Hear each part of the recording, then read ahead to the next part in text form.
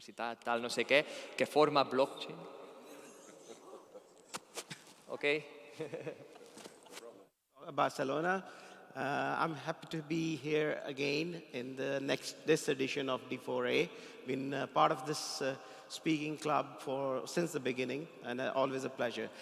Started my journey with D4A speaking about the governance issues with the blockchain, with the help of blockchain. Now it's a metaverse time. So it's a pleasure for me today to introduce or orient to you guys about how the governments can get benefits or use metaverse for different advantages. So moving forward, first of all, I would like to elaborate what I'm not going to emphasize on. When people think about metaverse, they think about gaming. They think about VR and 3D devices and their applications. It's not always the case with the metaverse. At the same time, I'm not going to take you deep into the tech side of the metaverse. So these are the two areas where I'm not going to focus on. My primary focus will be what's in it, what's in metaverse for the governments, how they can use, like other enterprises, like gaming companies, like the other crypto applications, how governments specifically can use metaverse. So let's start with the orienting about what metaverse is. Basically, it's a transition. Basically, it's an advancement for the internet. And there is a reason for that, to enhance the experience. So it's a good combo of a physical and also the digital. So yesterday, we had got a new term, phygital, from Jimmy, and when he mentioned about his MetaArena as a big project in metaverse side. So this is a phygital kind of experience that is a progression from internet to the next level of, let's say, we call it Web3 or a metaverse now. What will be the main or core use cases of metaverse in general? So it's basically to facilitate or to create the environment for basically work, then socializing. That's what we do on internet as well. Then doing the transactions, learning, and playing. So these are the few elements which get enabled when you are using metaverse. Which technologies are enabling metaverse? Primarily all of the emerging technologies, starting from IoT, AI, blockchain, even the application of blockchain, which is cryptocurrency. So all of these are coming together to shape up this new environment that's known as now metaverse. Bit about the journey of metaverse. Of course, the start would be the origin of WWW, World Wide Web. That was 1989. From there onwards, it has a journey. The journey includes the major step of its name. 1992, the Stephenson, who coined this term as metaverse, so beyond the universe kind of a thing. So meta means beyond, and verse is, of course, been taken from the universe. So it's something been coined up in 1992 in his sci-fi novel. We move on, and then in the recent very times, 2015, Decentraland was the first blockchain-powered land where you can acquire the land, and also at the same time you can rent it out now these days to put your enterprise, put your product showcases, put your games, and use this virtual land just like a physical place to do work, to create some kind of e-commerce showcasing store, and at the same time enable people to get entertained, do some other things which we generally do in the physical world. Very recently, in the last year, two of the mega companies in the world, especially on the side of internet, one, Facebook, which later became Meta, and also Microsoft. They introduced their visions and also at the same time their products on Metaverse. That was the accelerating point for the Metaverse to actually now where we are heading towards. These two major companies, when they put their hands on the Metaverse side, I think that was a trigger. And now literally every major company, every major country is looking forward to use Metaverse for some kind of a use case. So this is a brief history.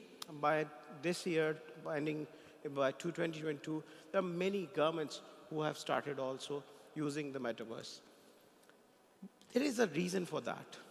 It's going to be like 1,542 billion worth industry by 2030. So you can do e-commerce, you can govern in this virtual world, you can play, you can interact, you can create new revenue streams. Just like when internet came, there were some new revenue streams which were not there in the physical world before. We are again entering in the same era. That right now, it's very early to say what will be the real use cases or commercial use cases of Metaverse, but there will be many, many to come. Where Metaverse is getting implemented, in which verticals, pretty much like internet, it is also going to impact all the verticals of work. Whether it is entertainment, which has already been happening, digital world is coming up with a lot of applications of Metaverse. Virtual advertisements, healthcare, education, training programs have been happening. Tourism, you can go and visit those cities like Dubai, like Seoul, where you don't have the access to go there. You still can visit their digital twins. And you can also recruit. Accenture is doing already during the time of COVID. They created this Metaverse environment, and they started recruitment in that Metaverse environment. So it's, again, as I said, it's the next level of internet. Now I'll share some of the examples, are the trailblazers from different parts of the world who are using Metaverse already for their government services. But before going to that, I'll just take you a little bit back again, how it's a progression. When we, as a humanity, we started reaching out to the governments through physical offices. Then came the telephones, call centers, contacts. Then came the internet and websites. We used to reach out for applications, or we used to download some government data through the websites. Then came the apps. Now the next move will be Metaverse. So governments will be enabling their citizens, businesses to take services in the Metaverse environment, again, to enhance their digital experience, or rather physical experience. So now starting with the trailblazers. Of course, I have to start with Dubai because, again, no doubt it's the capital of Metaverse these days. They are the only country at the moment, or only city in the world, which brought the Metaverse strategy. So what does that strategy saying? That it's not going to be used only for the hype reasons or for the trend reasons. They will be using it as a revenue generation source. By 2030, they will be having 1% of their GDP coming through Metaverse. That's an ambitious target. It's not long from now. It's only 7-8 years. So they will be earning 1% of their GDP through Metaverse. And so many other things, 40,000 jobs creations, becoming #1 in the world. So the strategy is very much laid out, and it's not just the strategy. The action steps are happening. Their Ministry of Economy is already having an office space in the Metaverse. Their municipality has already started working on the digital twin, designing the digital twin of Dubai. Healthcare Ministry has already put together a digital healthcare setup in the metaverse. So many, and there are many other examples. I'm just highlighting the few. Moving on to the neighboring city of Dubai, Ajman. They have put the world's first ever police station on the metaverse. So if I have anything to take care in Ajman's police office, I don't have to physically go there. I can simply reach out to their app on metaverse and file my complaint or can answer to someone if there is some query for me or I have a query for some police department. Sorry. Another neighboring city of Dubai, Sharjah. So with the sponsorship of BSV, my company, MadeSol, we are doing a project for, with the help of University of Sharjah to put together their government's like artifacts, cultural heritage on metaverse. So we're creating this studio where there will be a lot of heritage of Sharjah. Sharjah, by the way, is very well known in the United Arab Emirates as a city with the heritage. Arabic heritage is very much dominant there. So this is the metaverse application the government is like supporting for this purpose. Moving out of the UAE, Seoul, by the way, was the first, I think, city which came out and brought this concept of putting the government on metaverse. So their mayor last year did the annual meeting and also did some kind of their speech to the citizens through metaverse. And also there are many other things they are doing on the metaverse since that time. There is also Embassy of Barbados. Our good friend Gabriel Abid, he's been the flag bearer of this particular use case. So we don't have to reach out to the physical embassy of the Barbados to apply the visa. We can reach out to their metaverse embassy. Their citizens can apply passports through this, again, metaverse kind of embassy. China.